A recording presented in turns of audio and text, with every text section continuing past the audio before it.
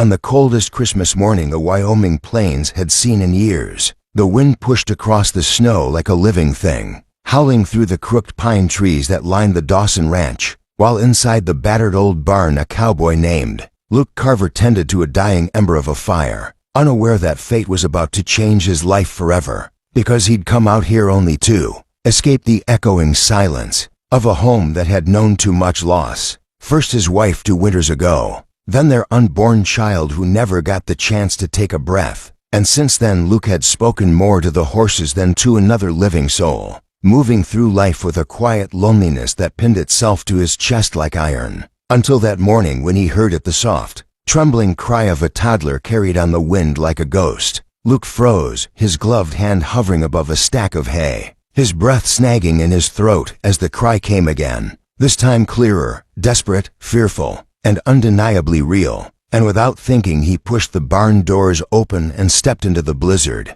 snow stinging his face like needles, following that fragile sound across the yard until suddenly he saw them. 2 tiny girls, no more than 2 or 3 years old, huddled together at the edge of the corral, wrapped in torn blankets that were far too thin for the winter, their cheeks red and raw, their lips trembling as they clung to each other, and Luke's heart slammed painfully against his ribs, because he had never in his life seen children look so cold, so alone, so breakably small. Dropping to his knees in the snow, he opened his arms gently, not wanting to startle them, but the older of the 2, a little, dark-haired girl with big brown eyes shimmering with fear, stepped forward with the hesitant bravery of a child who had learned danger too young, and she whispered in a voice cracked with frost, "Mister, please, help us. Mama told us to run." But she didn't come, and before Luke could even process the ache in those words, the smaller girl pressed her face into her sister's shoulder and whimpered, and something inside Luke, some long-buried instinct of protection, fatherhood, love ignited so fiercely, he felt it burn through the grief he'd been carrying for years. He scooped them both into his arms, stunned at how weightless they were, how their freezing fingers clutched the collar of his coat like he was the last safe thing on earth, and he rushed them into the barn, slamming the doors shut behind him to block out the wind, kneeling near the little fire pit as he wrapped them in wool blankets and rubbed their tiny hands between his palms to bring warmth back into them. The older girl stared at him the whole time with wide, distrustful eyes, the kind of eyes that belonged to a child who had already seen too much. And when Luke spoke softly, asking their names, asking where their mama was, the child hesitated, then whispered, "My name's Annie, and this is Lily. Mama said to find help," she said. Not to look back. She said to find someone kind, someone strong. Her little voice trembled on every word, and Luke felt his throat tighten as he imagined what kind of terror would force a mother to send her babies into a storm alone. He gave them warm water, watched them sip carefully with shaking fingers, felt the younger girl Lily curl into him like she'd known him forever. And as the minutes passed, he could no longer ignore the questions burning inside him, especially the one that screamed through his mind. Where was their mother now? He couldn't stop picturing a wounded woman somewhere out there in the snow, fighting for life, maybe calling for her children with a voice that was growing weaker by the second. Luke stood abruptly, surprising even himself with the sudden surge of determination. He grabbed his coat and rifle, then knelt beside Annie once more, brushing a tear from her cold little cheek as he promised, "I'll find your mama. I swear it." But when he started for the door, Annie let out a frightened sob and grabbed his sleeve with both hands, shaking her head wildly as tears spilled down her face, and her words stopped him cold. "Please, don't leave us, please. Be our daddy today." She said it with the innocence and desperation of a child who had lost every other anchor, and Luke felt the world stop spinning for a moment, because no one, not even in his darkest grief, had ever spoken such raw trust into his life. The smaller girl lifted her face then, her blue eyes flooding with tears as she echoed in a broken whisper, "Daddy, please." Those words hit Luke like a blow straight to the heart, not because they hurt but because they awakened something he thought had died with his wife, the aching need to protect, to care, to save. He dropped to his knees again, pulling the terrified girls into his arms, pressing his cheek against the top of their tangled hair, and he whispered that he wasn't leaving them, not ever, that he'd stay right there until they felt Safe, but he also told them that saving their mama meant he had to go out for just a little while. Annie cried harder, clinging to his coat, shaking her head fiercely, as though she believed if she let him go, he'd vanish forever like everyone else she'd loved. And Luke held her tighter, feeling the trembling of her small body, feeling Lily's arms latch around his neck, and he knew with a fierce certainty that he couldn't walk out into that storm without ensuring these little girls felt secure, sheltered, loved. So he carried them close to the hayloft, laid thick blankets over a mound of straw softened with sheep's wool, sat down with them in his lap, and held them for a long time as the fire crackled nearby, rocking them gently until their sobs softened into sniffles. When Annie finally fell asleep against his chest and Lily's tiny fingers curled around his thumb, Luke felt something shift inside him, not a small shift, but a seismic one, as though their presence, fragile yet powerful, filled the hollow space in him that grief had carved out years ago. He whispered to them even though they slept, promising again that he'd protect them, that he wouldn't let anything happen to them, that he'd bring their mother back if she was still alive, and if she wasn't, then he'd make sure they were never alone again. Outside the storm raged, but inside Luke Carver's heart, something warmer, something like purpose, something like family began to kindle for the first time in years. The blizzard howled into the night as Luke sat in the dim barn, the soft crackle of the fire the only sound that dared defy the wind outside. And for the first time in years, he felt the weight of someone else's life depending on him, to tiny souls breathing against his chest, the rhythm of their fragile hearts, reminding him that he was still capable of saving something in this world. But as dawn pushed faint silver light through the cracks of the barn walls, Luke knew he couldn't sit still. There was a woman out there, a mother who'd sent her babies into the storm because she had no other choice. And maybe she was alive, maybe she was freezing, maybe she was praying that someone, somewhere, had found them. So when the girls finally stirred, blinking sleepy eyes up at him, he smiled softly and said in that calm, steady voice only cowboys can manage, "You to stay here in the warm. I'll be right back, you hear?" He poured milk into a tin cup, coaxed them to drink, and showed Annie how to keep Lily close to the fire if it got cold again. Then he pulled on his coat, loaded his rifle, and stepped into the morning white. The snow was thick, swallowing his boots with every step, but he followed the faint trail the girls must have taken, tiny prints nearly lost beneath new snow, and mile by mile his lungs burned and his mind replayed Annie's words. Mama said not to look back. That meant danger, and danger meant someone might have been chasing them. His gut twisted at the thought. Down by the frozen creek he found it, a small wagon half buried in snow, the horse long gone, and beside it the outline of a figure slumped against the wheel. Luke ran, dropping to his knees beside her, brushing snow from her face, and his heart clenched. The woman was young, maybe late 20s, her lips blue but her chest faintly rising. He tore off his gloves, pressed fingers to her neck, felt the pulse, weak but there.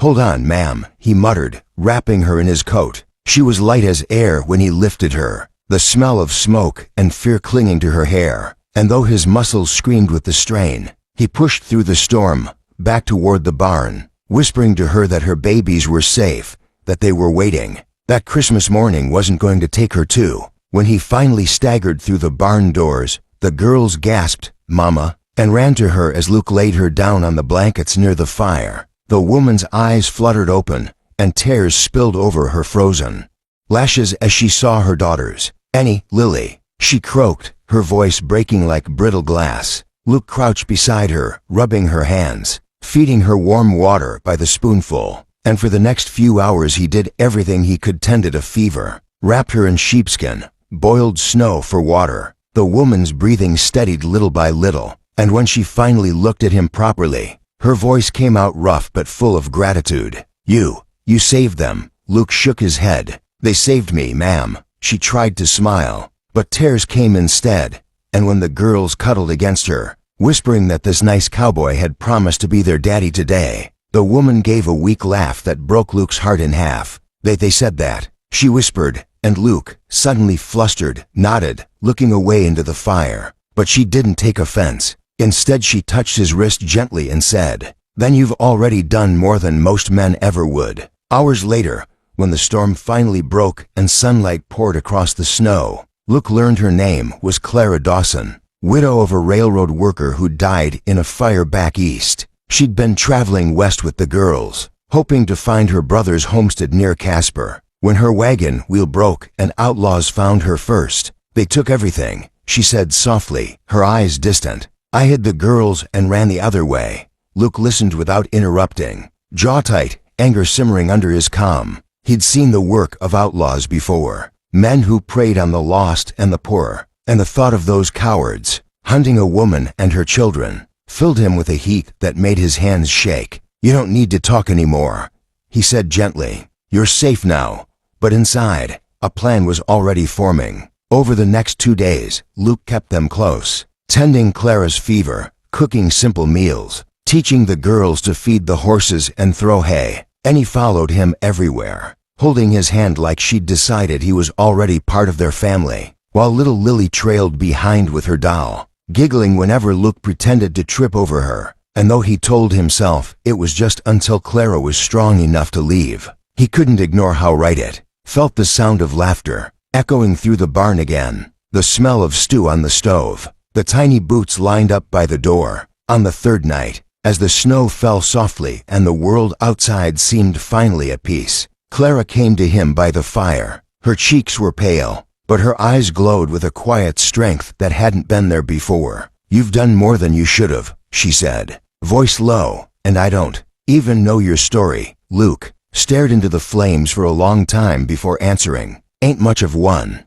Lost my wife 2 years back. Haven't had much reason to talk to anyone since. She nodded, understanding without pity, and for a while they just listened to the wind. Then she whispered, well, maybe God gave you a reason again. Luke looked up, and in the flickering light her face seemed softer, her lips trembling into a small smile. He wanted to say something, anything, but the words stuck in his throat. Then, from the loft, Annie's sleepy voice broke the silence. Mama, Daddy Luke's gonna stay, right? The name hit him like a gentle hammer. Daddy. Luke, and the woman smiled faintly. Through her tears, Luke exhaled, half a laugh, half a sob, and when he looked back at Clara, she whispered, I think they've already decided that for us. And for the first time since his wife's passing, Luke smiled without guilt, realizing that maybe the snow hadn't come to bury his heart that Christmas. It had come to uncover it. As the quiet days passed,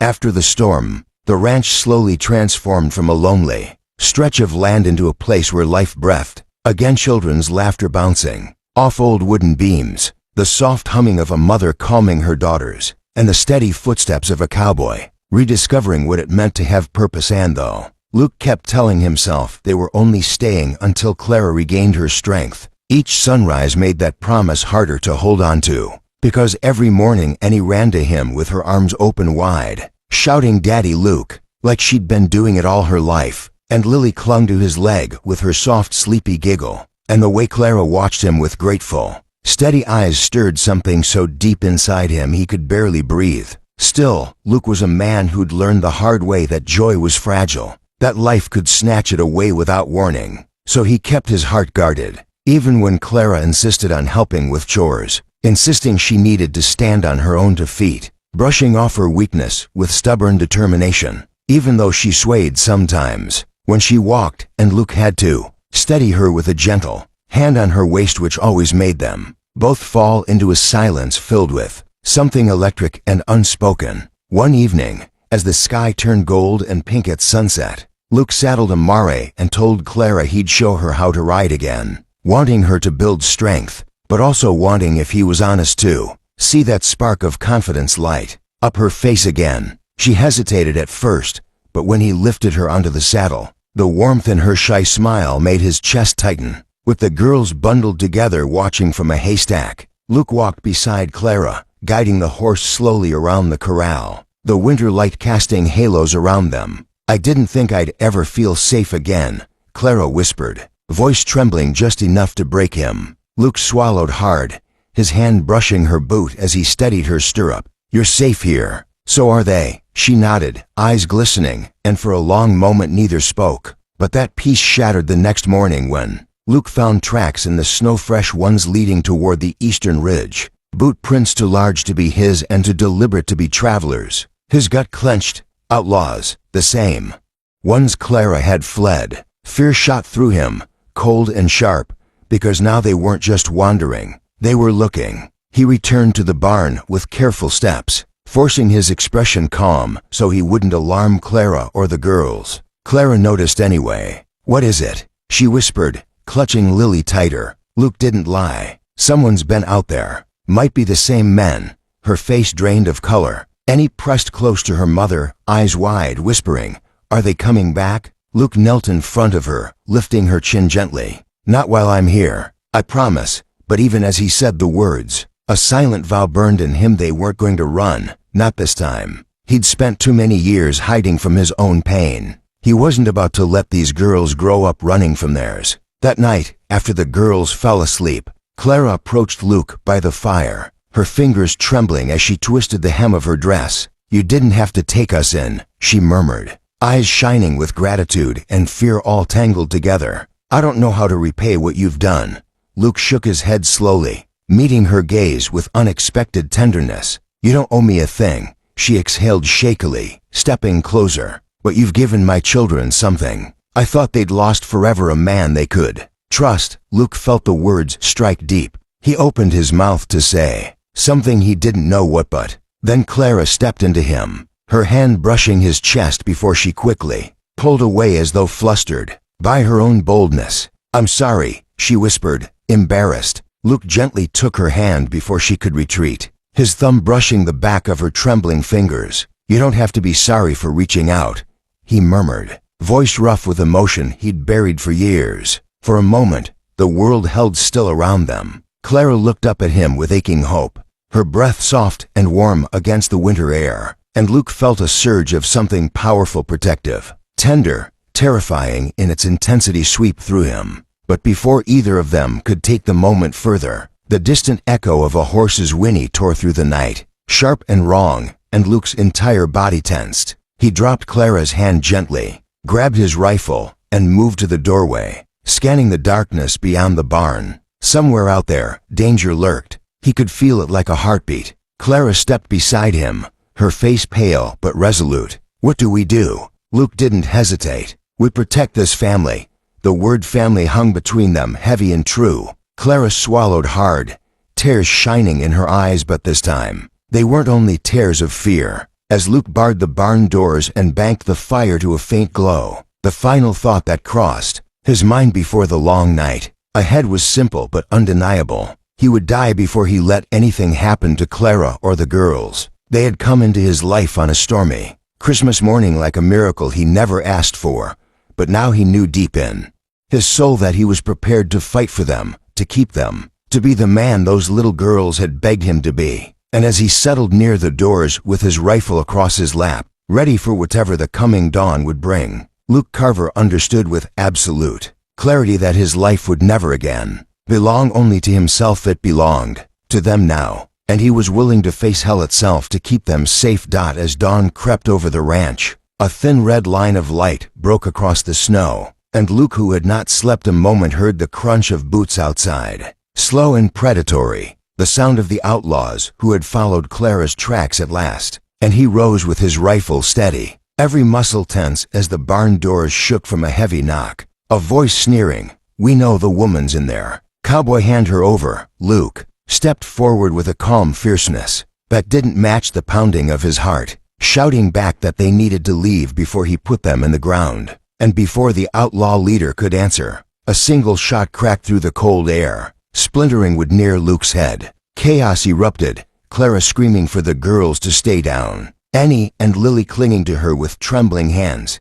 But Luke, moved by something greater than fear, kicked open the barn door and fired back with deadly precision, forcing the outlaws to scatter behind pine trees as he advanced into the snow with the fury of a man protecting everything he loved. The fight was fast, echoing across the valley, and when the leader charged him with a knife, Luke wrestled him into the snow, disarmed him, and with a final blow ended the threat forever, leaving the remaining men scrambling away in terror. When the silence finally settled, Luke stumbled back to the barn, breath ragged. and Clara rushed into his arms with a sob of relief, the girls crying into his coat as he held all three of them close, whispering, "It's over. You're safe now." And in that moment, with the rising sun painting gold across the world and Clara's trembling hand resting against his heart, Luke understood that the fight hadn't just saved them, it had saved him too, breaking the chains of grief he'd lived under for years. Clara lifted her face,